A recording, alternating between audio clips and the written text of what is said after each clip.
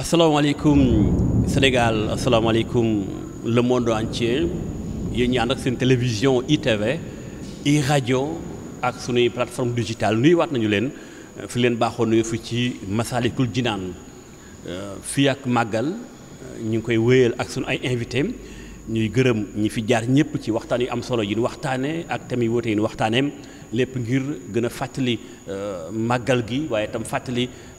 liggéeyu Cheikh Bamba Khadim Rasoul waaye itam fàttali lu su war a mën a jàng ci wàllum économie waaye itam lu su war a mën a jàng ci aw doxalin tey incha allah bu leen présenté sunu invité ngeen xam ni yàlla na ngir mu toog waxtaan ak ñun ndax moom ci dundam ginnaaw àlluwaam ci jàng dafa def li ñu duppee dafa exercer maanaam daf ko liggéey doxal ko itam tey mu doon consultant international waaye itam lu ko jiitu muy ambassadeur ancien directeur de la diplomatie économique waaye tamit tey mu doon koo xamante ni bind na ay téere yu bari ci wàllum économie kooke moo di monsieur Babacar Sané Ba. Babacar Sané Ba ITV min na ko ci ay participation yi nga xam ne nga def suñu ay plateau monsieur Babacar Sané Ba dama lay nuyu dalal la coono ma sawla aussi guddi na waaye teewul nga ànd ñun waxtaan wi ndax yitte bi nga xam da nga koo jox liggéey bi nga xam ñu ngi koy def incha allah. merci beaucoup Modou Mbacké maa ngi lay sant di la gërëm ci invitation bi di nuyu mbokku téléspectateurs yi réseau ITV yëpp. di am vraiment mbégte ak contentement di uyu si tey sa invitation bi fii ci bërëb bu sell bi bërëb bu yàlla bi di mosquée Massalikul Jinaan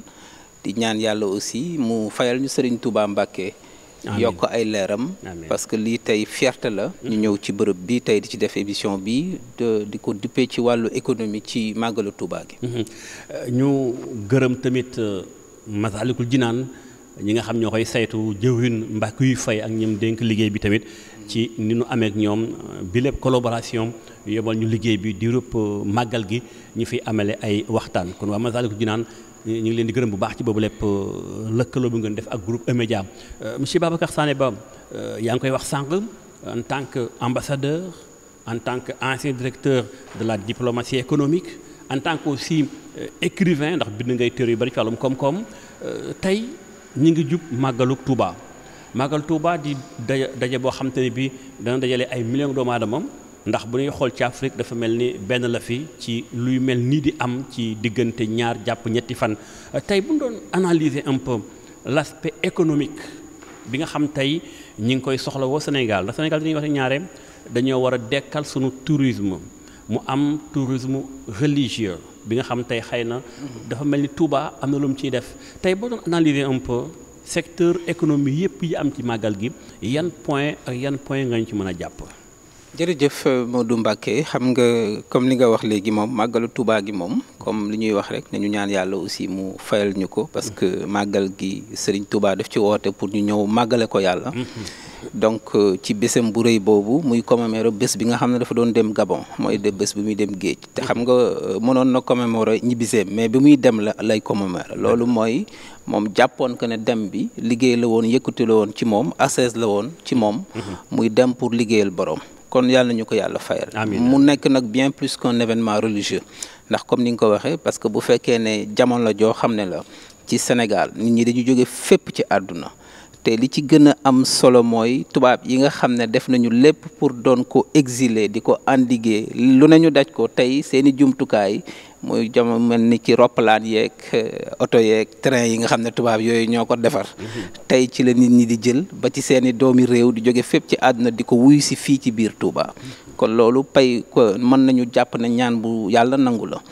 donc muy plus qu'un événement religieux parce que xam nga fu diggante ñeent ba juróomi million di daje ci peut-être ñetti fan ci benn dëkk donc loolu donc day nekk événement économique boo am solo jàngat yi ci nit ñi def études yi ñu ci am tey fourchette basse bi ci wàllu impact économique mi ngi toll ci 250 milliards ci fourchette basse bi fourchette haute bi mi ngi toll ci 400 milliards te ci année 2025 bi université Bambey ak université Cheikh bu Touba ñu ngi ciy def aussi ay études yoo xam ne peut-être jàpp nañu sax ne dinañ mën a peut-être dab wala sax romb fourchette haute bi parce que ci wàllu bi ci njëkk mooy wàllu commerce des biens et des services wàllu alimentation xam nga comme gis nga activité berndeel yi nit ñi di ñëw donc commerce bi day gën a takarnaase day gën a densifié wu wàllu transport aussi ndaxte gis ngeen def ci semaine bi yëpp nit ñi commencé nañu ña ngay dem donc di génn Dakar ak capitale yi régionale yëpp ak dëkk yi gox-goxaat yëpp ñii di jóge bitim réew comme ni ma ko wax ñii di jóge Chine ñii di jóge Japon ñii di jóge Amérique ñii di jóge Europe ñii di jóge Amérique latine fu ne nit ñi dafa jógee ak biir Afrique di daje si ñëw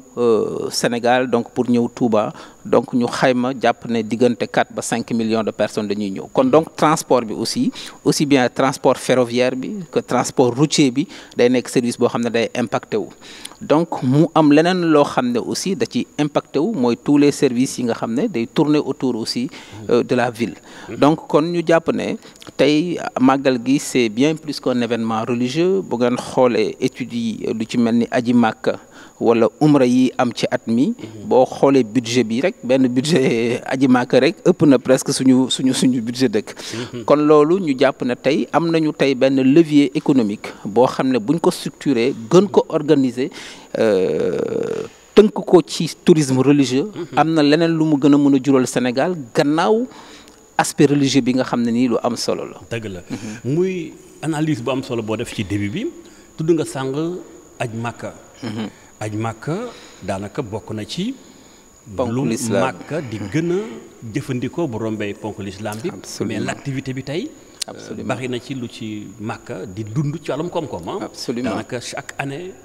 dañuy dundal koom-koom def ci organisation bu mag gañe ci ay milliards mais tey bu ñu jëlee màggal gi ci Sénégal est-ce que réellement nit yu maanaam réew mi état en tant que tel est-ce que ni mu war a approprier maanaam ni mu war a jëlee événement bi ba mën cee gën a jëriñoo waaye itam gën jëriñ ci réew mi ndax gis nga ni état bu Sénégal moom mi ngi dox jëm côté boobu ngir gunge événement bi waaye itam gën a mën a gàttandu événement waaye itam gën cee mën a am ay retombées. Absolument te xam nga loolu mooy li ma bind daaw ne màggal gi il faut ñu def ko un levier de diplomatie économique xam nga tey boo defee comparaison ak yeneen xeetu événement yi nga xam ne day dajale ay millions nit ci ay dëkk muy événement religieux wala muy événement sportif wala muy événement culturel boo jëlee aji màkk bu mag bi donc wax nga ko donc Arabie Saoudite li mu ciy gagné ci ay milliards de dollars dafa bëri mais ñoom dañ ko structuré commencé tàmbalee ci visa yi dugg teg ci donc ñëw ak hôtel yi nga xam ne nii ña nga wër sax Kaaba gi mooy ay Fairmont ak yooyu Clock Tower donc tourisme religieux de ay hôtel halal ba pare aussi structurer tout un business parce que boo demee Màkka bala nga fay jógee di nga jënd cuuraay di nga jënd kurus dem Jedda jënd fa cuuraay jënd fa kurus jënd jàllaaba donc y a une structuration vraiment économique tout autour ce qui fait que tey ñun Sénégal li tax màggal gi war a nekk un levier de diplomatie économique parce que dañu am beneen atout stratégique boo xam ne mooy suñu diaspora may fàttali ne tey dëkk bu mel ni Amérique ci dëkk bi gën a rëy ci àdduna c'est-à-dire que dëkk bi nga xam ne fa la lépp xewe mooy New York c'est la capitale financière mondiale fa la àdduna bi foofu mooy dëkk wërngal képp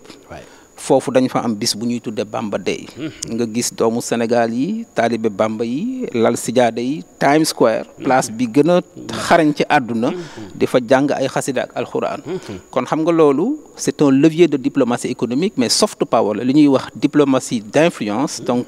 pouvoir de soft power la pour que tey ñu mobiliser suñu diaspora boobu pour aussi màggal bi ñu gën ko structurer comme un outil de levier de diplomatie économique mooy de diplomatie d'influence en quoi faisant mooy que ne tey ñu war a mun a nag loolu foofu la ñuy war a xaare état wu Sénégal ci mel ni ministère de l'intégration africaine et des affaires étrangères ñu jël màggal gi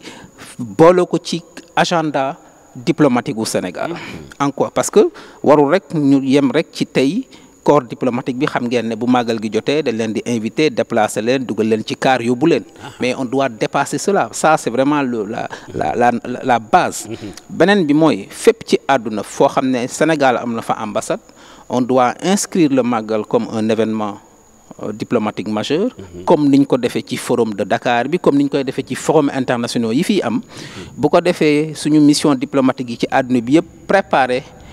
informer que ne Sénégal dañuy organiser un événement religieux bu mag parce que tey gis nañ ko tubaab yi ñëw nañ fii ambassadeur tubaab yi dëkk yu mag yi ñi ngi dem parce que ñoom li tax ñuy dem foofu dañuy gis flux financier yi jóge seen i dëkk di dem ci benn dëkk boo xam ne nit ñi bu ñu fa demee liggéey lañ fa nekkee ak jaamu yàlla parce que la philosophie mouride c'est ça mooy jaamu yàlla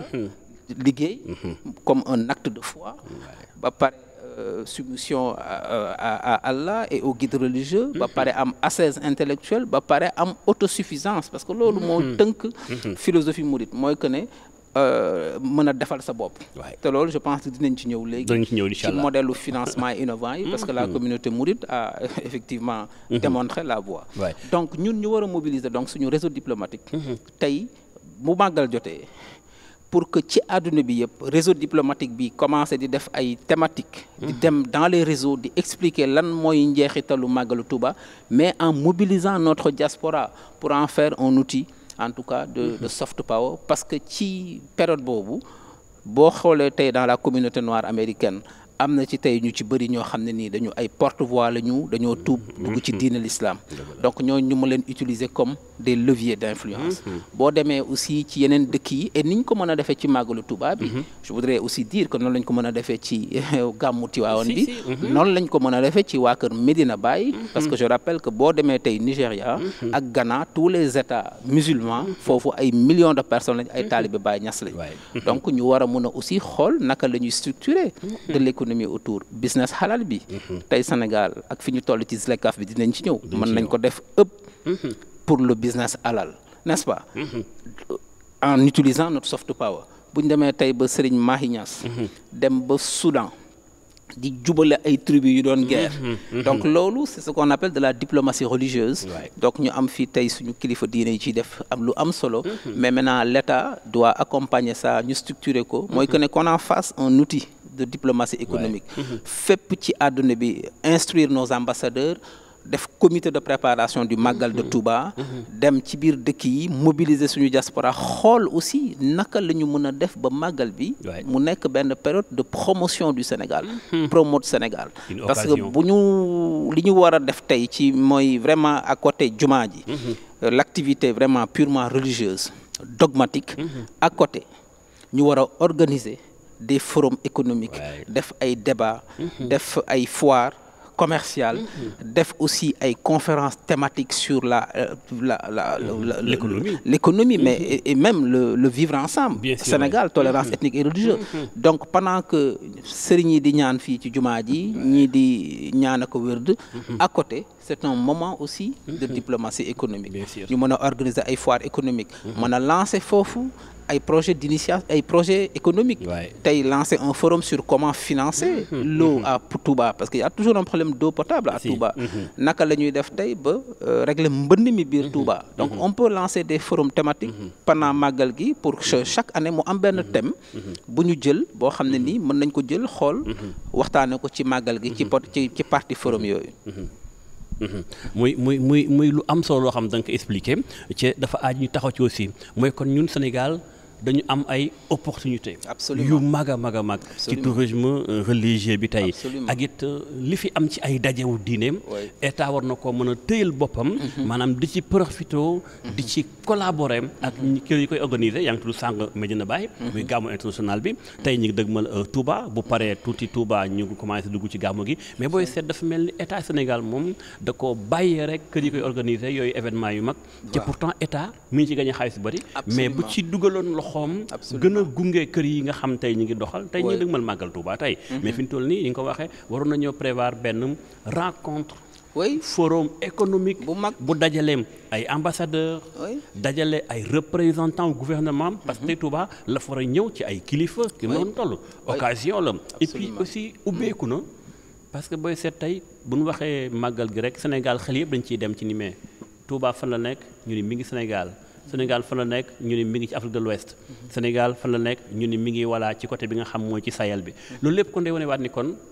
occasion la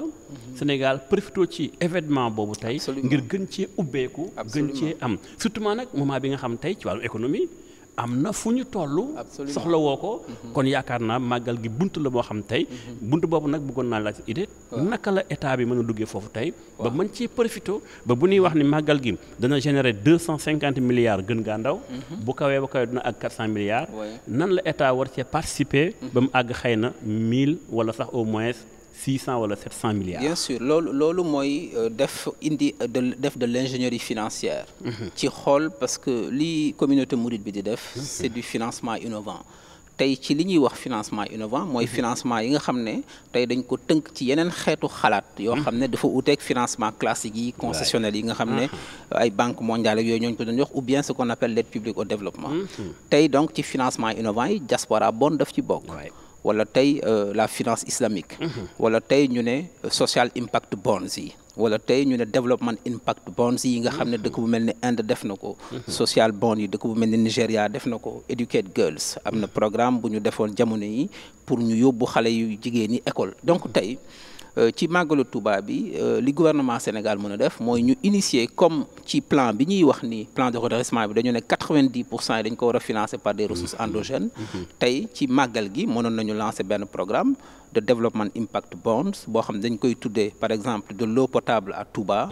donc imaginez 4 millions yi ñëw Touba bu ñu lancé woon structuré benn offre bu mel noonu. chaque Sénégalais bu ñëw foofu depuis ce mobile money. opérateur. ñu ne la boo ñëwee ci Touba am na tey benn développement impact bond bu ñu lancé. loo mën a joxe rek parce que c'est une souscription volontaire. boo mënee joxe 1000 francs joxe 1000 francs donc voyez-vous bu ñu ko structuré woon spécial màggal.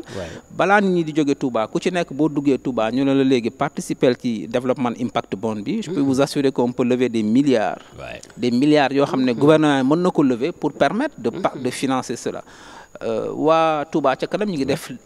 liggéey bu am solo parce que ñoom ñi ngi def aussi vraiment tout ce qui est crowdfunding boo demee ci plateforme yi gis nga am nañ code marchand di mën nañ joxe mais c'est là où je dis état bi fi mu mën a impulser mooy que ne regroupement bu mel noonu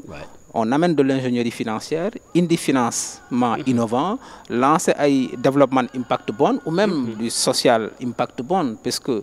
dans la banlieue la périphérie de Touba. population rurale yi nekk foofu yëpp gis ngeen ne seen activité yëpp màggalu Touba bi mooy ñëw ak seeni saret mën a am dara aussi. et puis après ils sont confrontés à la difficulté. parce que difficulté yi am ci monde rural bi. peut-être que bu ñu mënoon nañu lancer benn social impact bond aussi pendant période màggal gi. pour l'électrification de ces zones-là. pour aussi peut-être l'alphabétisation des enfants dans cette zone. pour leur offrir un avenir économique meilleur. donc financement innovant yi nga xam ne tey am na ci àdduna. muy diaspora bond bi muy social impact bond yi. muy green bond yi ba ci les bons verts. wala muy développement impact bonds yi des expériences des réussites internationales wane nañu. dëkk Afrique ko wax naa ko léegi Nigéria def na ko Maroc lancé na ko aussi. Maroc lancé na ay développement impact bond. donc tey ñun boobu ba léegi ñi ngi wax waxu diaspora bond mais comme yooyu ce sont des structurations de marché. là on peut plus aller vers des structurations communautaires. ak social impact bonds yi développement impact bonds yi et loolu tey on peut le faire tout de suite. donc ce qui fait que côté boobu aussi la ñuy xaar état bi. ñu dimbali organiser communauté bi beneen bi mooy bu ñu ñëwee ci màggalu Touba bi. maintenant parler vraiment comment la ñu war a dimbali nit ñi aussi pour ñu structurer du tourisme religieux. parce que xam nga neex na trop nit jóge fi Dakar dem tabax kër invité 100 personnes. ñu ñëw ku ci nekk dugg ci kër yi parce que ñun ñëpp noonu la ñuy def. ku ci nekk am nga xarit bu fa am kër nga ñëw 100 personnes dans une maison berndeel yi tout ça c'est bien sauf que les conditions sécuritaires ne sont pas respectées. xam nga problème mu promiscuité bi. problème mu xam nga nit ñi di tëdd fii ñi di kii fii. bon souvent des branchements un peu n'importe comment ci affaire électricité bi donc yooyu yëpp am na war nañ ko gën a mën a organiser ba ci visiter xabru yi sëriñ yi tey boo demee Médine. Arabie Saoudite dañu def ab application boo xam ne man am naa application yi bi may mujj dem Umra di ànd ak sama xarit bi Ismaël Lo nga koy nuyoo passage da ngay réserver da ngay dugg ci application bi nusuk lu tudd te y en a plusieurs mais nusuk bi ci gën a mag la réserver bis bi nga war a ak heure bi nga war a dem siyaare ji yonent bi macha allah nga def demande bi ñu jox la heure boo xam ne dana naan yow 15h30 nga war a dugg nga jot ko ci application bi QR code gis nga boo ñëwee ci rang bi kenn du fa buuxante da ngay ñëw ñu xam ne heure nga scanné buntu bi ubbeeku nga dugg mais tey sëñ Modou Mbacké mais loolu tey mën nañ ko def Touba parce que taalibe yi gannaaw bu ñu siyaare kilifa gu mag gi ku ci nekk yaa ngi dem siyaare sa xabru sëriñ waa kër sëñ Fallou yi fii waa kër sëñ Abdoulaye yi fii waa kër sëñ Abdou Khadir yi fii waa kër sëñ Moustapha donc mais da ngay gis buuxante bi c'est comme rek ñun ni ñuy tabaskee ba léegi war nañ ko mën a organiser et c'est ça le rôle de l'État mooy que ne ñu dimbali nit ñi parce que l'État c'est ça aussi l'État c'est vraiment dañ koy moderniser aussi dañ koy moderniser donc yooyu mën na nekk yoo xam ne dañ koy waxtaane aussi pendant màggal gi comment parce que tey enjeu bi voilà déjà l'économie enjeu bi c'est comment mieux accueillir mieux rémunérer mieux héberger et mieux organiser parce que nit ñi moom am na ba pare léegi nag lan la ñuy def ba organiser ko pour que képp koo xam da ngay dem Touba ñu ñëw tey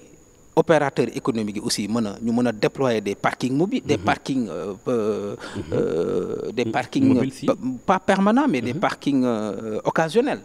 ci buntu dëkk bi parce que gis ngeen tey congestion bi am Touba boo ñëwee les gens peuvent mettre des heures avant ñuy dugg ci biir dëkk bi alors que tey bu ñu organiser woon avec les services de l'État l'ensemble des services déconcentrés ñu de grands investisseurs des opérateurs économiques ne leen dañu bëgg ngeen aménager à l'entrée de la ville de Touba un parking de X milliers de places ñu def seeni investissement mu nekk loo xam ne parking lay doon ba pare peut-être que de là-bas on peut organiser un autre système de transport mooy que ne boo egsee ci buntu Touba peut-être à 5 kilomètres on gare tous les véhicules là-bas particuliers sauf peut-être les officiels qui rentrent et de là-bas on organise un transport par bus mais loolu dina gën a générer économie ba pare dina sax dëkk bi gën a féex tuuti xataay bi embouteillage mën a voilà et puis mieux aussi bu ngeen xoolee ci pour tuuru jumaa ji da nga fay dem léegi nit ñi dañuy jënd seen mbuusu ndox naan ko sànni mbuus bi donc nga gis un peu la question de la salubrité et pourtant c'est une ville sainte quand même suñu yëf la n'est-ce pas c'est une grande fierté ñu war a organiser aussi la question de la salubrité installer des mobile homes et ci loolu laa bëgg a insister aussi parce que il faut que nit ñi xam ne tey Kaaba gi il y a 30 ans Fairmont hôtel ba ko tiim amu fa woon c'est un hôtel man bi ma demee Màkka fa laa dëkkoon ci biir néeg yi bu ñuy nodd parce que foofu yëpp mën nga fa taxaw julli ci xaarameen bi la bokk n'est-ce pas donc loolu war nañ ko mën a def Touba mais loolu il faut que ñu expliquer que tourisme religieux am na hôtel halal am na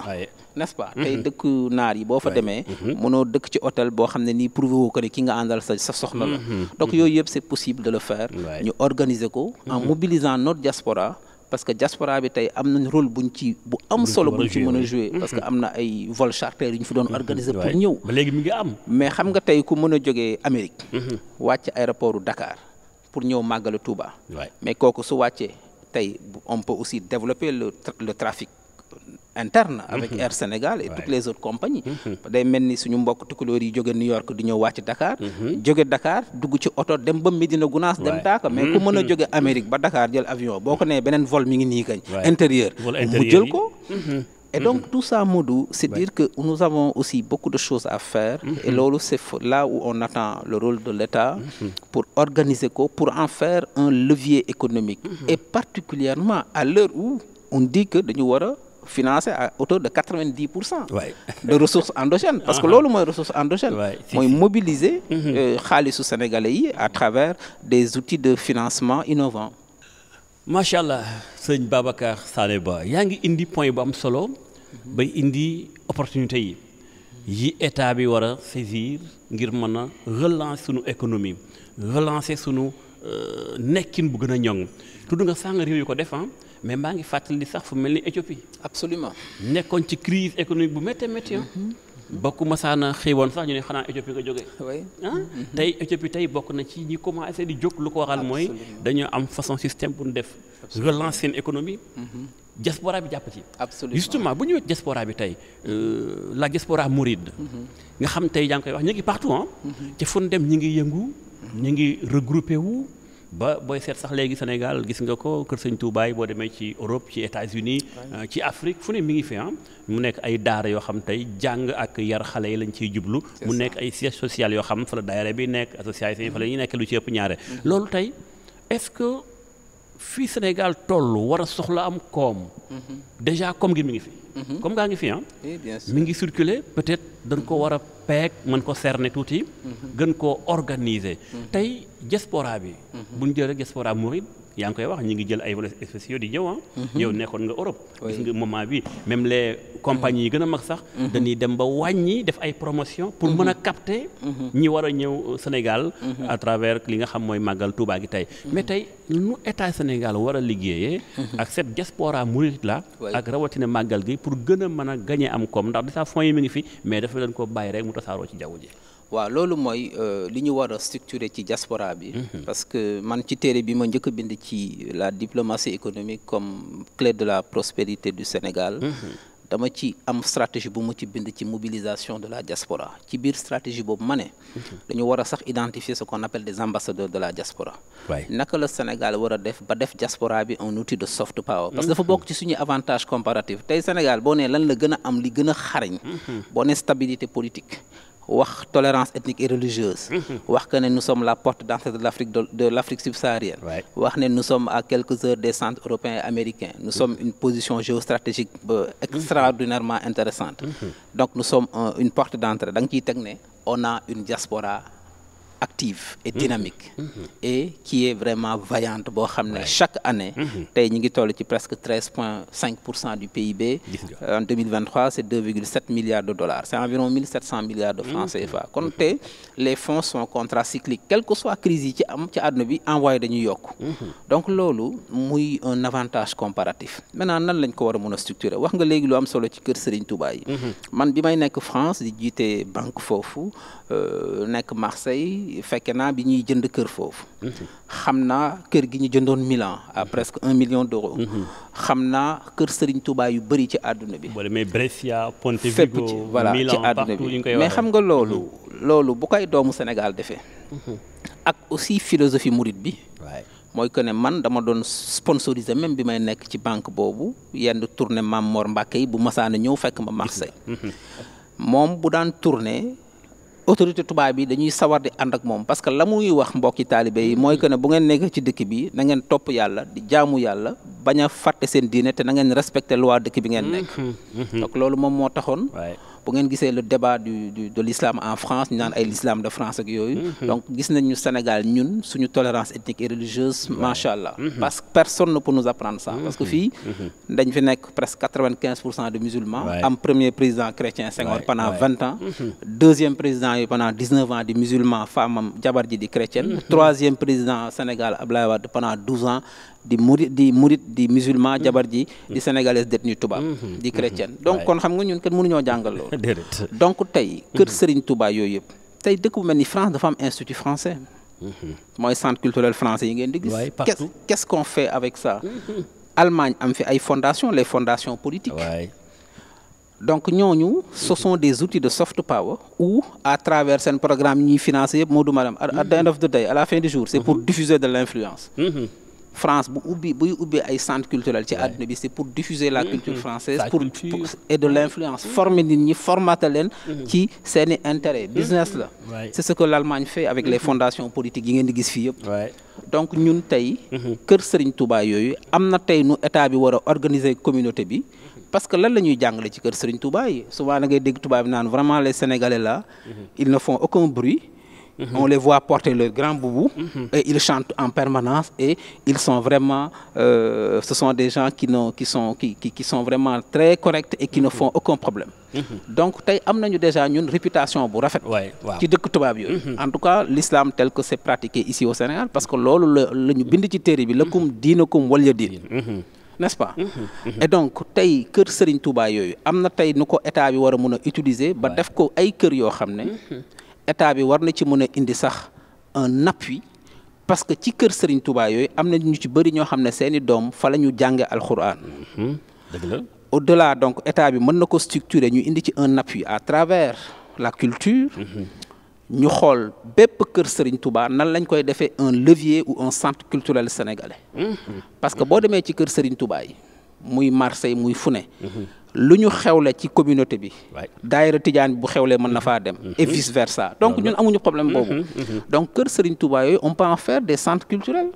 ba pare état bi nekk ci gannaaw déjà sax moom la peut-être état ñëw mais xam nga lan moo tax muy am solo bu état bi ñëwee mooy état bi bu ñëwee mën na ko gën a structuré mooy que ne benn mën nañ ci jàngal xale yi alxuraan jàngal ci xale yi xasaay di Serigne Touba yi mais ba pare def ci ay cours d'initiation pour que les enfants deuxième troisième quatrième génération yi fa juddoo sax ñu leen fay jàngal des cours d'alphabétisation sur nos langues nationales du ñàkk seen réew fii te duñu ñàkk mais parce que études yi dañu wone que ne l'ancrage social xam nga xale yi nga xam ne man bi may dem France am naa 25 ans mais samay doom fa la ñu juddoo ñoom seen yaay ak seen papa foofu la nekkoon man sama yaay ak sama papa Sénégal lañ nekkoon donc ancrage bi ma amoon man ñoom duñ ko am seen i doom seen i suñuy sët duñ ko am donc les flux risquent de baisser moo tax il faut que ñu def liggéey bu am solo pour mën a aussi xale yi ak lu ñu fa juddoo ñu am tuuti attachement culturel et donc comme état bi amul possibilité ubbi ay centre culturel comme ni France di def wala comme américain yi ñuy def amuñu ko parce que c'est des questions de budget d'ailleurs ñu ngi rationaliser tëj sax ay consulat ak yooyu mais comme amuñu ko mais am nañu ay doomu Sénégal yu am ay pexe ba am ay kër Serigne Touba ay kër Maodo donc on doit utiliser ça organiser ko structurer ko ba état bi indi ci appui ba bu ko defee le conseil culturel bi nga xam ne moo nekk ci ambassade bi liggéeyam bokk ci organiser les communautés religieuses sénégalaises à l'étranger ñu xool naka la ci état yi mën a dugale loxoom xool naka la ñu mën a def au-delà njàngum alxuraan beeg njàngum xasida yi naka la ñuy defee des cours d'alphabétisation langue nationale yi parce que souvent xale yi aussi bu seen parents yi nekkee di liggéey ni mu méttee du ñu am temps wu jàng seeni langue nationale mën nañ fa dugal des programmes di fa jàngale suñu histoire donc yooyu dafay am solo parce que dina tax xale yi xam fa ñu jógee parce que de toute façon kër yi jënd nañ ko ba pare ñoo ko moom faaw mu am njariñ dafay mën a jariñ réew mi manière générale ñu mën a di organiser aussi ci kër yooyu des activités aussi de promotion économique sax surtout sax fi nga ñëwee ni Sénégal mi ngi rationaliser di wàññi mais fait ba pare siège yooyu que Sëñ Touba yi mooy lieu de rencontre yi bépp sénégalais bu tumuranke fa ngay jëm bépp sénégalais bu am jafe-jafe fan lay taxawoo bépp sénégalais bu am xew fan koy lijjantee mooy siège daayira bi association bi ndaka noonu même gan gu ñëw sax fan lay wàccee absolument kon kooku jàpp naa ni déjà nekk na centre culturel boo xam tey moom Kër Sëñ Touba la waaye état mën na caa profité bien sûr mais loolu aussi day mel ni sax war na nekk ba neen lever pour que ñu war cee mën a dugal mbirum développement absolument pour attirer aussi ay investisseurs mais bien sûr ñëw Sénégal parce que doomu Sénégal yi nekk ci diaspora bi c'est des ambassadeurs du Sénégal justement mais tey comme li ma wax tey stratégie yi ñëw yi def yëpp pour financement innovant tey je pense que gouvernement Sénégal ci roadshow yi ñu war a def ci àdduna bi dëkk bu ñu dem war nañ ci ànd ak aussi des associations diasporiques xool mooy ce que j'appelle les ambassadeurs de la diaspora ànd ci ak ñoom pour mu am portage parce que mooy l'acceptabilité sociale n'est-ce pas donc loolu Modou Marème nit li nga am ngay dugge marché diaspora Sénégal c'est un avantage comparatif pour le Sénégal ñun suñu diaspora li mu mën diaspora yeneen dëkk yi mënuñu ko parce que ñun ci flux yi on est 4e en Afrique gannaaw Nigéria Égypte Kenya ñun ñoo ci topp devant le Mali donc nous sommes premiers en Afrique noire francophone en matière de flux xam nga loolu avantage comparatif la léegi nag il faut ñu teg ci am na diaspora yooyu nga xam ne amuñu benn événement boo xam ne dañuy dem ci seen dëkk de façon comme ça comme li am Touba donc ñun boo gisee nit ñi ñëwee Touba sax ñëweetuñ ko léegi tabaski korité mais Touba bi am na ñoo xam ne ala kulli alin bu fekkee ne benn yoon war a ñëw Sénégal màggalu Touba la mais loolu pour dëggal li ngay wax man xam naa ñu bari ci ay émigré ñoo xam ne bi màggal bu màggal li ñëw Sénégal voilà mooy seen congé ñuy jël ñëw Sénégal waaw léegi beneen bi aussi mooy que ne il faut que ñu innover xool àdduna bi nu muy tëdd nu muy doxee en matière de finance islamique dëkk bu mel ni Malaisie dafa structurer ay offres yoo xam ne Malaisie dañu am ñaari fonds dañu am benn fonds boo xam ne képp kuy joxe asaka ci biir Malaisie ci fonds boobu nga koy yóbbu asaka laa wax ne képp ku koy joxe ci fonds boobu lañ koy dugal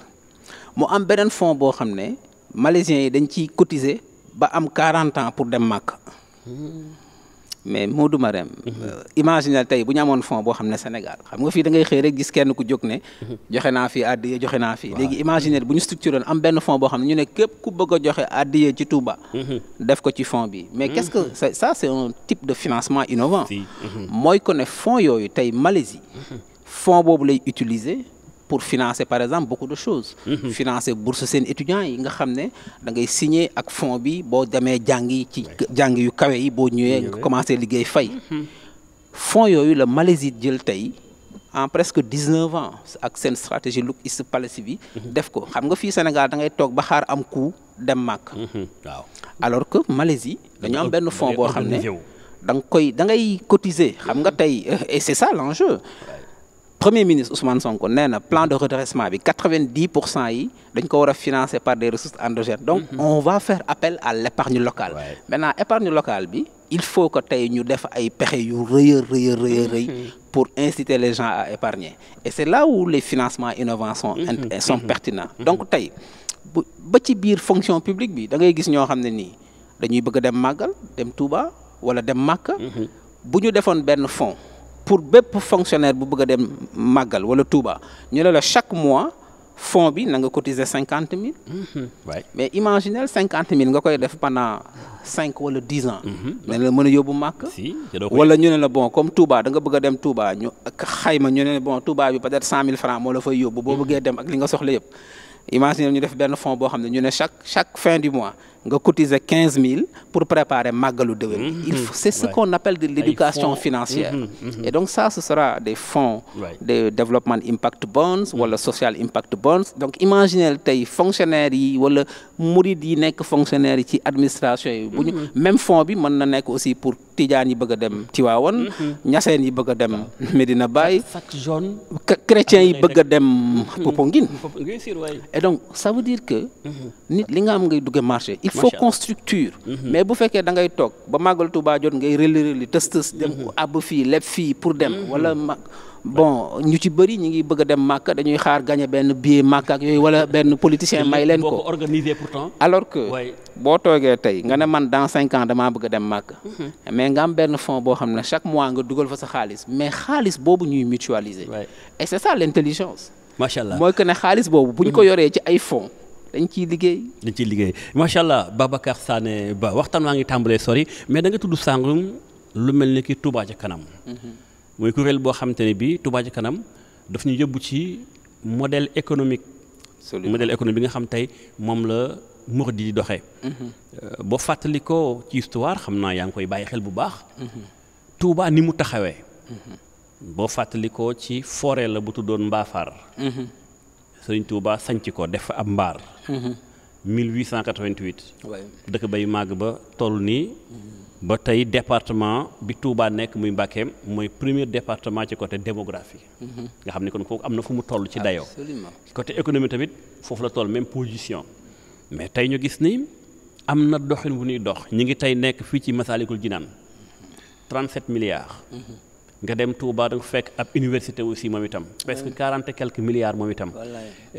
nga gis ni ba ñuy liggéey jumaay Touba nan ko liggéeyee difficulté yi amoon avant indépendance ñooy la amoo droit tabax fii ab pantre ndax suuf si moomuloo ko France moo ko moom ngay négocier ba am titre foncier ñooy la noo faaw nga tabaxu buraay ndax yoon amul 40 kilomètres wala 45 kilomètres booba tali baa ngi yem Diourbel nga war koo dagg booyu yëpp nekk ay doxin yoo xam les mourides dañ ko dox daal di ñëw engagé wu financé ko def ko mais tey bu ñu doon def modèle économique bi nga xam ne tey moom la mouride yi doxee lu ci Sénégal war a mën a jàng war ko cee mën a dox ngir intérêt général waaw xam nga Modou ma ñëw ci boo xoolee principe clé mouridisme yi presque juróom la bi ci njëkk mooy travail comme acte de foi mooy que ne liggéey jaamu yàlla beneen bi mooy soumission à Dieu et au guide spirituel mooy nekk amub taalibe n'est-ce pas ñetteel bi di endurance et résistance pacifique endurance fasbir xaq sabaran jamilan booy muñ da ngay muñ bu taaru ak résistance pacifique parce que Serigne Touba mosul xeex ak kenn kurusam gi la yoroon rek ak xalima bi di bind di jàngale ñeenteel bi muy discipline ak ascétisme jóg yëkkatiku discipline parce que dëkk kenn mënu koo développer te amoo discipline. sama benn xaritu ambassadeur Chine bu fi ma sa nekk daf ma ne man li ma jaaxal ci Sénégal mooy vous êtes 18 millions. bu gouvernement bi génnee benn décision y a 18 millions de commentaires. mu ne ma ñun Chine on est 1 milliard 300 bu gouvernement bi génnee benn décision tout le monde applique. kenn du commenter discipline la. donc et les sociétés asiatiques loolu la ñu rawee discipline.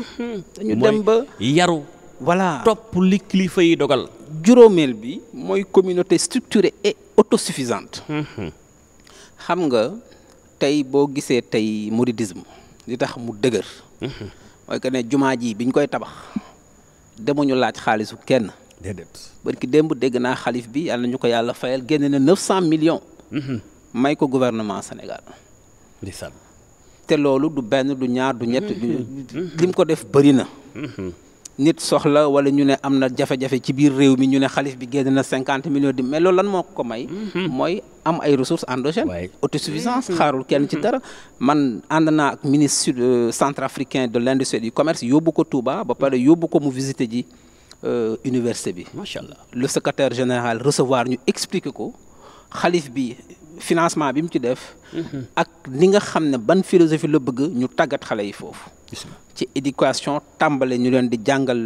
les valeurs du mouridisme jàngal leen alxuraan ubbil leen ci xam-xamu àdduna ba pare def leen ay intellectuels talibé et je demeure convaincu que li war a changer Sénégal dina jóge ci université boobu parce que foofu non bu yaakaar bu rëy sax parce que xam nga li ëpp solo ci àdduna mooy am diine yaru gëm yàlla ba pare ragal yàlla ba pare doyloo yàlla macha allah te loolu gis nañ ko ci vraiment ci doxalin yooyu. donc tey li nga xam ne tey Sénégal fa la ñu toll mooy discipline philosophie mouridisme. mooy liggéey ba da ngay mel ni doo masa dee ci àdduna. ak jaamu yàlla ba mel ni tey ngay dee. loolu la Serigne Touba woote di wax ni jëf jël ñàkk jariñu. léegi nag. waaw tey économistes yu mag yi ci Afrique. ñu ci bëri am na ñu ci bind xaatim ne. philosophie mouridisme moom mooy philosophie développement économique dëgg boo ko bëggee gis n'est-ce pas et tey fi ñu toll ci àdduna bu takarnaase communauté mouride wane nañu benn genre solidarité agissante boo xam ne man nee naa la France laa nekkoon directeur banque laa fa woon dama daan wër ci foyer yi di dem ci daayira yi di leen naan da ngeen war a am ay solutions assurantielles parce que bu nit faatoo c'est vrai à chaque fois bu nit faatoo dañ naan waa daayira murid bi génn nañ xaalis rapatrié nañ ko man leen c'est très bien sauf que bu ñu amee dog-dog ba tey 100 nit faatoondoo ci naka sudul noonu dina xaw a dëgër dana metti waay mais c'est pour dire ñoom ni ñu organiser déjà seen méthode bi déjà mi ngi fi méthode bi mooy que ne te pourtant koo ci gis bu ñu xëyee dañuy yor seen table dem di jaay ñi nekk des vendeurs à la sauvette di def liggéey yoo xam ne nii c'est pas vraiment yu oyof mais terewul am nañu ingénierie boo xam ne ci mutualisation affaire bi Mamadou c'est ça en fait c'est ñoom li ñuy def tey boo déggee ñu naan crowdfunding mooy financement innovant yi nga xam ne mooy financement solidaire mooy que ne pexe la rek quoi mutualisation boo demee France dafa am opération bi ñuy wax piège jaune bu fondation Bernadette Chirac di def boo duggee ci bureau de poste dañuy teg ay kees yu ndaw ngay teg sa pièce jaune mooy 15 yi quoi. dëgg la à la fin de l'année c'est des millions d'euros. waaw donc ñun yaa ngi dajale. et loolu Touba ca kanam wane na ko fii. si waay mooy que ne naka la ñuy mën a def mutualiser collecte taalibe bu am 100 francs kii am 200 kii am 300 ñu dajale ko. mais ñu jékki-jékki ñu ne Touba ca kanam génne na tant de millions des centaines. loolu ñoom wane nañ ko. beneen bi mooy xam nga tey Sénégal pour ñu mën ko vraiment développer. il faut que ñu xool déjà vraiment des avantages comparatifs parce que nit dëkk noonu ngay def tey ñu ngi war a dugg ci marché de libre-échange bi le marché unique africain la zone de libre-échange continentale ZLECAf bi ñu xool tey ne am nañu ci nga bind livre bi waaw génn barki démb waaw semaine dernière waaw muy ZLECAf bi ZLECAf bi loolu tamit xam naa ni du fi xaj waaye da nga ci ñëw incha allah naka la mbokki murid yi diaspora murid bi. absolument commerçant murid yi. absolument lan moo ci seen rôle ak seen place. absolument ci li nga xam mooy ZLECAf bi nga bind livre bi tey. bien sûr parce que suñu mbokk murid yi ñu ngi biir Afrique. boo demee Gabon maa yombe. Serigne Touba def na fa lu ne. macha allah boo demee Côte d'Ivoire. dem Gambie dem Guinée dem Mali dem Congo dem Afrique du Sud fépp ay murid ña nga fa. donc màggal gi war na nekk ay occasion yoo xam ne ci forum yi ma la doon wax. ñu def ci ay forum aussi orienté sur la ZLECAf. tey suñu mbokk bijoutier yi nekk Afrique centrale tey Afrique centrale jaaro bu ñu fa tëgg bu rafet bu ne bijoutier sénégalais moo ko defal suñu tailleur yi ñi ngi foofu ci dëkk yooyu am fa taxawaay bu am solo tey accord de libre-échange bi ñu war a mun a discuter pendant période du màggal gi bu ñu ñëwee parce que ñoom ñëpp dañuy ñëw ñu sas leen armé leen xamal leen ne leen aussi tey Sénégal signé na accord boo xam ne tey boo nekkee foofu Kinshasa wala Brazzaville wala Abidjan di def benn liggéey bi tey mën nga ñëw Sénégal jële fi produit boo xam ne origine ZLECAf origine Afrique dugal ko ci dëkk boobu te dootoo fay droit de douane parce que accord bi loolu la parce que ñu bëri xamuñu ko man dama daan dem Abidjan di taseeg ay femmes ci aéroport bi ñu yor ay sac ñu leen di fayloo chaque sac 40 000 douane te produit yañ ca yor yëpp origine CEDEAO la mu am dispositif bu ñuy wax schéma de libéralisation des échanges ma ne leen bu ñu delloo see Sénégal ngeen ñëw ñu yóbbu leen ministère de l'industrie et du commerce direction du redéploiement industriel ngeen am ce qu'on appelle des certificats d'origine CEDEAO léegi am nañ ko dañuy dem Abidjan di dem ak ñëw di jaay di def seeni foire di gagner xaalis c'est les mêmes règles d'origine qu'on va appliquer pour la ZLECAf. Machallah. Donc sénégalais yi nekk Congo di fa jaay par ñu fay jaay ay buya ki bisaab ak di tax ak yooyu parce que ça aussi c'est un appel suñu diaspora bi notre marché communautaire tey Modou Mbacké Niang boo demee Paris Château-Rouge Barbès nga dem Bruxelles Matonge nga dem New York 116 nga dem Médina Casablanca géej gi yéet buy bisaab di tax tey ay chinois ak ay asiatiques ñoo ñu koy jaay cere ji pourtant bu ma saan dem 111 oui ci New York ma nuyu waa restaurant Le Baobab waa Africa Market waaw ñooy jaay géej gi ak yooyu ñoom xaalim ñoom léegi nag tey léegi asiatique yi ci ñoom waa xam nga lu tax loolu foofu la ñu war a organiser diaspora bi ñu am ay centrales d'achat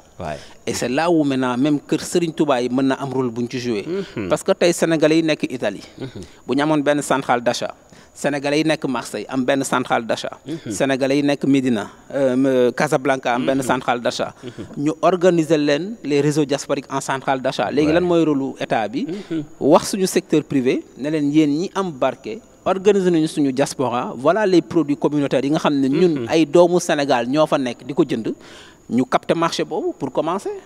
Machallah. Ça, c'est de la structuration. C'est de la diplomatie économique. Donc, organiser notre diaspora en centrale d'achat, organiser le secteur productif ici, avec l'igni des filles, bah, par des produits communautaires, nous pouvons acheminer le bop. jox ko suñu centrale d'achat yi nga xam ne diaspora yi bu excès ñu organiser wu ci seen biir diffuser les produits d'abord à travers la communauté sénégalaise puis après à travers les points de vente Machallah Babacar Sané Ba ambassadeur mais fu ñuy jeexale ak yow parce que waxtaan bi mi ngi jeex mais doyulu ma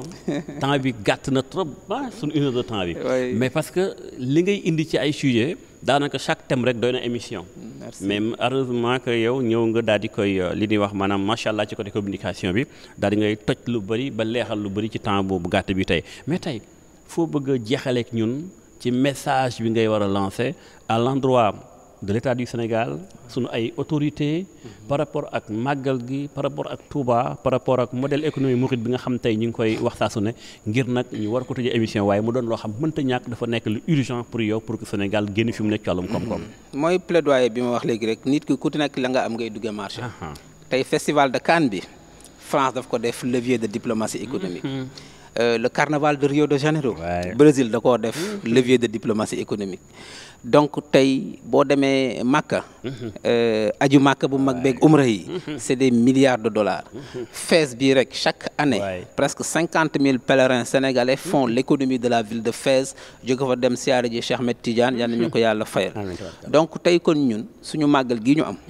ak suñu gàmmu Tiwaawan bi. ak suñu Medina Baye bi. ak suñu Laayeen Ñaseen yi Laayeen bi fii. ak suñu Popenguine bi ak suñu Médina Gounass ba nañu ko organiser ba def ko ni dëkk yooyu def seen événement yooyu macha allah mooy ko ne structurer ko indi économie xool naka la ñuy utiliser aussi suñu benn levier de soft power mooy doomi Sénégal yi nekk ci àdduna bi nekk ay ambassadeurs ñu mën a chaque année bu màggal jotee réseau diplomatique bi mobiliser ñu xam ne opération màggal am na comme ni réseau diplomatique bu Arabie Saoudite di mobiliser bu aj amee comme ni réseau yeneen le réseau diplomatique français bu ni muy mobiliser woo tey bu seen festival de Cannes di am mooy que ne ñu xam ne lii seen yëf la c'est une question d'intérêt général parce que ay millions dañ ci war a ñëw ñu war cee capter xaalis bu bëri. dëgg la. donc loolu c'est le rôle de l'État. te loolu laay lancer appel. ñu xool ne plan de redressement bii ñu yëkkati. ba pare xaatim ne. 90% yi ci financement endogène la ma leen di naan. ñu def curseur xool les méthodes de financement innovants yi nga xam ne communauté mouride mi ngi koy def. macha allah ambassadeur Babacar Sané Ba ñu lay gërëmaat bu baax a baax di la wax ni bég nañ lool. jërëjëf. lu ñu yàggoon a bëgg la saa su ne dajeeg yow.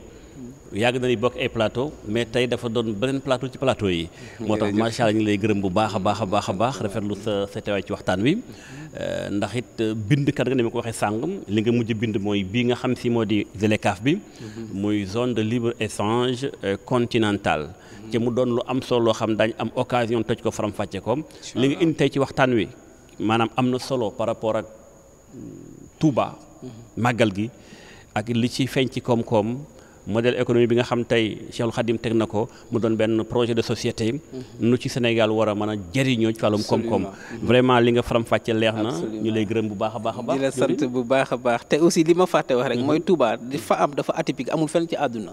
c'est la seule ville au monde où dañu tabax juma ba pare. après la ville est venue agglomérer la mosquée. d'habitude nit ñi dañ doon tabax dëkk ba pare soo ko tabax juma. mais moom dafa commencé juma. ba pare après la ville est venue s'agglomérer xam nga loolu c'est de l'ingénierie. donc yàlla ñu yàlla fayal Serigne Touba. jërëjëf yàlla yokk leeram maa ngi lay remercier bu baax aussi. jërëjëf ñu ngi lay gërëm bu baax yow itam. di gërëm l'équipe technique Cheikh Tidiane Diouf caméraman moom itam sonn ci lool gërëmaat bu baax waa Massalikul Jinaan di wax ni yéen mbooleem Sénégal den wëri bàyyi xel ITV ndax na woon fa woon ci màggal gi na woon fa woon ci groupe bi nga xam tey mooy E-Média ak équipe am yu war a envoyé fi nga xam mooy Touba tas leen ci mbooleem diwaan ñu ànd ak ñoom ba màggal gi jàll kon bu leen toxal seenum seetaan jàngeen jëf ci ànd beeg ñun màggalu jàmm ba ëllëg incha allah ci beneen invité ci beneen thématique ci fii ak màggal ci seen télévision ITV jàngeen jëf